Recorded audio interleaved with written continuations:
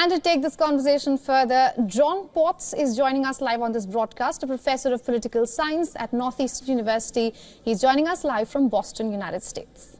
Professor, good to see you again. Yeah, good to see you.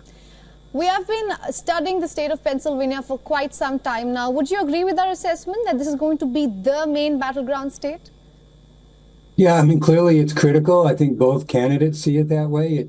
As you mentioned, it has 19 electoral votes, which is the largest number among the battleground states. North Carolina and Georgia, I think, come in around 16, so they're close behind. I would add also, both of the candidates are there, but they're getting a lot of support too. Recently, Elon Musk for Trump, he's spending quite a bit of time in Pennsylvania, and then Barack Obama for Harris. He has also spent some time in Pennsylvania. Right. And where do you think the undecided voters stand at this point with just a little over 3 weeks to go for the elections? It's a very small number, the undecided voters, but as you point out, several thousand voters can make a big difference in some of these states. So it does come down to getting out your vote. That becomes a really key issue. I mean, the candidates are both going to try to sway voters, but the ground game, as they say, to get out the people to vote on either early voting or election day or the absentee ballot. There's really three ways that people can vote.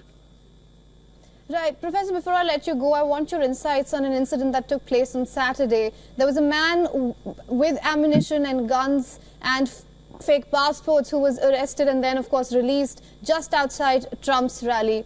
Now, we know as of now that there is no connection between Donald Trump and the man as of now, but this is the third such incident, two of them being assassination bids, and we are awaiting a little more clarity on this one. According to you, someone who has seen elections over the years, how do you think this election is panning out to be very different than the others? Well, with respect to that issue of guns, I mean, I think it's very unfortunate, and it's become increasingly happening too often, these three kinds of events here. Although, again, I would emphasize that this third case, it's not clear that it was an assassination attempt at all. We'll try to determine the motives there. But it is a concerning trend, at least in this election. So, one would hope that we could go in a more positive direction and not this direction. All right, Professor. Thank you so much for joining us on WION.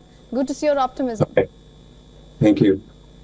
For all the latest news, download the WION app and subscribe to our YouTube channel.